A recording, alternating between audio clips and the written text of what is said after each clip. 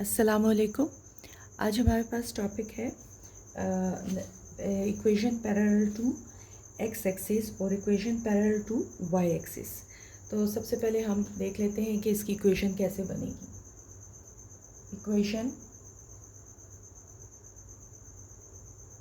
Of straight line parallel to x axis. अब यहाँ पे मैं आपको इससे समझा दूँ। ये देखिए, ये आपके पास एक्स एक्सिस है और ये आपके पास वाई एक्सिस है। हम चाह रहे हैं कि पैरेलल टू एक्स एक्सिस बनाएं। तो देखें, यहाँ से अगर मैं ये लाइन लगाती हूँ, जो लाइन मुझे चाहिए, ये स्ट्रेट लाइन मैंने लगाई, तो अगर आप नोट करें तो सिर्फ ये डिस्टेंस है और ये डिस्टेंस मैं लेट्स सपोज कहती हूँ कि ये बी है। तो इसका मतलब है कि हमारे पास यहाँ पे जो कोऑर्डिनेट्स होंगे, वो इक्वेशन जो बनेगी वो y इज़ इक्वल टू सिर्फ b होगी, x के कोऑर्डिनेट्स 0 होंगे। तो हम इसको कह सकते हैं y is equal to b। तो जब हमारे पास इक्वेशन स्ट्रेट लाइन की पैरेलल टू x एक्सिस होगी तो वो y is equal to b आ जाएगा। इसी तरह अगर हम इनकी पॉजिटिव और नेगेटिव वैल्यू को देखें तो देखिए, अगर आपके पास b जो है वो ग्रेटर देन 0 है, यानी वो पॉजिटिव है, तो इसका मतलब है कि आपके पास लाइन जो है वो अबव द एक्सिस होगी, यानी इसके ऊपर पड़ी हुई है। और अगर आपके पास जो है लेस देन 0 है, नेगेटिव नंबर है ये, तो इसका मतलब है कि लाइन जो है वो यहाँ पे कहीं पड़ी है। तो यहाँ पे पड़े होने का मतलब है कि बिलो द एक्सिस।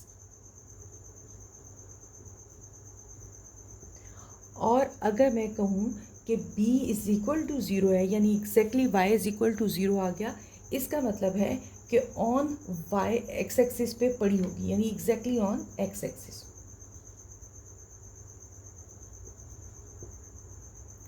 तो ये आपके पास है एक्स एक्सिस का मतलब है, इसका मतलब है एक्सिस, एक्सिस का मतलब है एक्स एक्सिस। ठीक हो गया। तो ये आपके पास इसका line parallel to straight line है। स्ट्रेट लाइन जो है वो एक्स एक्सिस के जब पैरेलल होती है तो ये सिचुएशन बनती है। इसी तरीके से अगर हम निकालते हैं कि line parallel to Y axis, ये देखें, ये आपके पास लाइन है।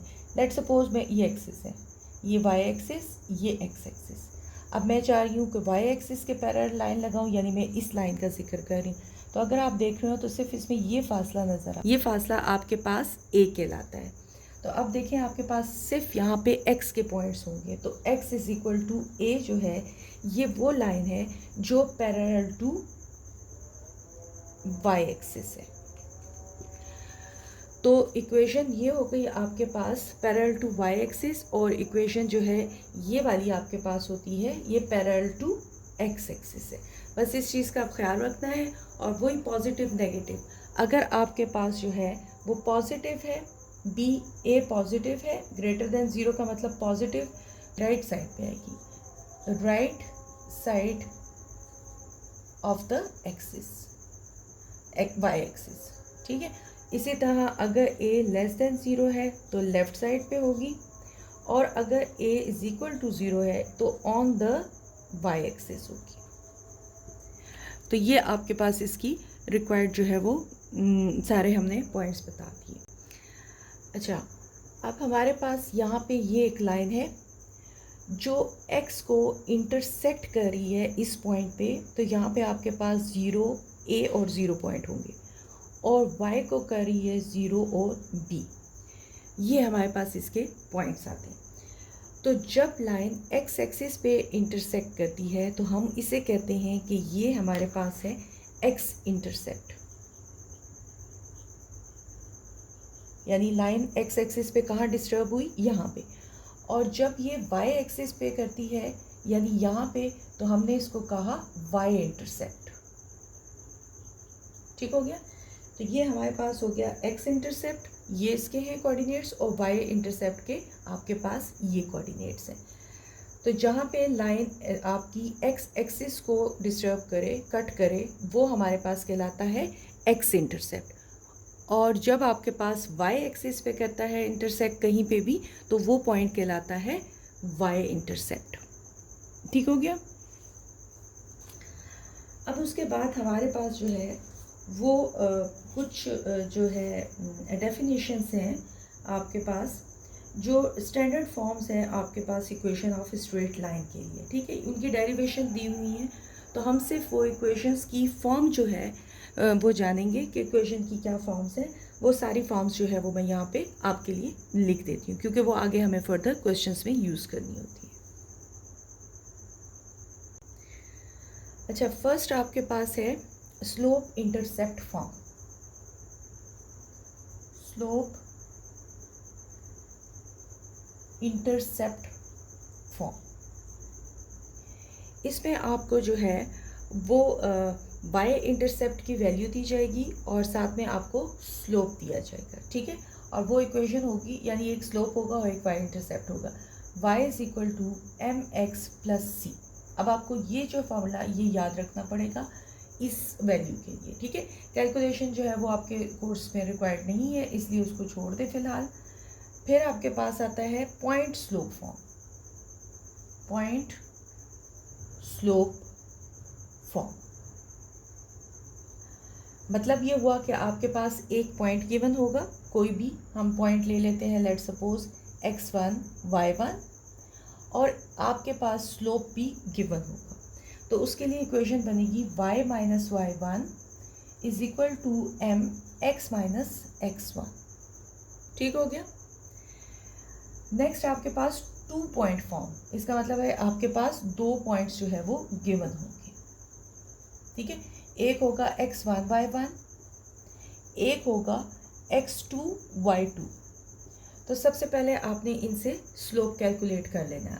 आप उस तरीके से भी लिख सकते हो, आप इसको y माइनस y1, ठीक है, that is equal to y2 minus y1, और ये आपको पता है कि ये ग्रेडियंट या स्लोप फाइंड आउट करने का फॉर्मूला है, और x minus x1। Basically equation यही है, लेकिन m की जगह वो जो 2 पॉइंट है उससे सबसे पहले आपने स्लोप कैलकुलेट करना होगा। इसी इक्वेशन को मैं ऐसे भी लिख सकती हूँ y यानी सेकंड के साथ, ठीक है, और ये अपनी जगह पे स्लोप जो है वो अपनी जगह पे ही रहेगा। तो ये इसकी आ गई है 2 पॉइंट फॉर्म। आपको 2 पॉइंट गिवन होंगे, आप सबसे पहले उनसे स्लोप फाइंड आउट करेंगे और फिर इसी इक्वेशन में आप पुट कर दें तो आपके पास रिक्वायर्ड इक्वेशन जो है वो बन जाएगी। अब नेक्स्ट आपके पास है 2 इंटरसेप्ट। इसका मतलब है आपको x और y इंटरसेप्ट्स दिए होंगे, ठीक है। तो वो होगा x over a and y over b। x intercept के ऊपर जो है वो आपने x इंटरसेप्ट की वैल्यू नीचे डाल दी और y के नीचे y। ये 2 इंटरसेप्ट्स आपको गिवन होंगे और आपने इक्वेशन कैलकुलेट करनी होगी। 5 आपके पास है सिमेट्रिक। सिमेट्रिक फॉर्म में आपके पास होगा x minus x1 cos of angle alpha और y minus y1 sine of angle alpha.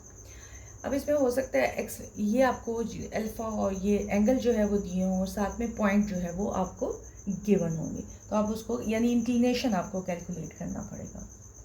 6 जो है नॉर्मल,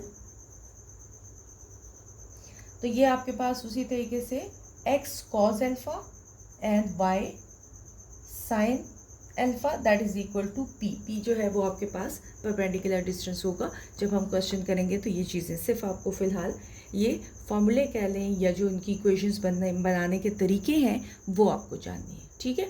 तो ये आपके पास हो गया, एक्सप्लेनेशन मैंने सारी इसकी दे दी है। इसके बाद जिस रेफरेंस में क्वेश्चन आएंगे बाकी जो है वो हम तब कर लेंगे कि इक्वेशंस को हमने कैसे जो है वो फाइंड आउट करना है। तो अब फर्स्ट जिनके जो क्वेश्चन इसके लगते हैं 8.2 के, हम वो कर लेते हैं पहले। क्वेश्चन नंबर 1 में आपको कह रहा है कि आपने इक्वेशन फाइंड आउट करनी है हॉरिजॉन्टल लाइन की पासिंग थ्रू इन पॉइंट्स में। हॉरिजॉन्टल लाइन का मतलब है, अभी जैसे मैंने आपको कहा था कि हॉरिजॉन्टल लाइन क्या है, एक्स एक्सिस, यानी वो इक्वेशन हमने फाइंड आउट करनी है जो एक्स एक्सिस पे। तो इसका मतलब है कि जब हम ये काम कर रहे थे तो मैंने उस वक्त आपको समझा दिया था कि जो हॉरिजॉन्टल लाइन ये है तो इसकी equation y is equal to b है, और b क्या है आपके पास, वो पॉइंट जो गिवन होगा, ठीक है। तो हॉरिजॉन्टल लाइन के लिए हमने निकाल लिया। तो इसका फर्स्ट पार्ट है देखें पार्ट आपके पास है 2 और 3 पॉइंट्स दिए हुए, और चूंकि इसमें से हमने हॉरिजॉन्टल लाइन के लिए फाइंड आउट करनी है इक्वेशन, तो वो आपके पास हो जाएगी y इज इक्वल टू 3। ठीक हो गया। इसी तरीके से सेकेंड पार्ट देखें 8 एंड 0, तो ये आपके पास हो जाएगी y is equal to 0। Third देखें, थर्ड आपके पास है -5 -9, इक्वेशन आपके पास इसकी बनेगी y इज इक्वल टू -9 या y प्लस 9। फोर देखें -3/2 एंड -5/2, और इसकी इक्वेशन आपके पास बनेगी y इज इक्वल टू -5/2। तो ये आपके पास हो गया इसका क्वेश्चन नंबर 1 और उसके कंप्लीट पार्ट्स, जिसमें हमने हॉरिजॉन्टल लाइन के लिए इक्वेशन फाइंड आउट की। अब चूंकि आपके पास वर्टिकल लाइन की बात कर रहा है, तो ये वर्टिकल लाइन है, यानी यहाँ पे आपके पास x एक्सिस पे इक्वेशन कोई ना कोई पड़ी होगी। ठीक है, आप a ले लें b ले लें, तो ये आपके पास इस तरीके से हो जाएगी। अब यहाँ पे आपने x के पॉइंट्स को देखना है, तो x is equal to 1, x is equal to 9, x is equal to -4 and x is equal to 1/4। आप इसको कैलकुलेट करके भी लिख सकते हो, इक्वेशंस की फॉर्म में भी बना सकते हो, और ऐसे भी इसको लिखा जा सकता है। ठीक है, तो ये आपके पास इसका रिक्वायर्ड है। यानी मैं अगर इसको लिखना चाहूँ तो ये देखें x - 1 इज इक्वल टू 0 और x - 9 इज इक्वल टू 0 और x + 4 इज इक्वल टू 0 और 4x - 1 इज इक्वल टू 0। ठीक है, तो आप इस तरीके से भी इसको लिख सकते हो, आपकी मर्ज़ी है, आप ऐसे लिखना चाहें या ऐसे लिखना चाहें। ठीक हो गया।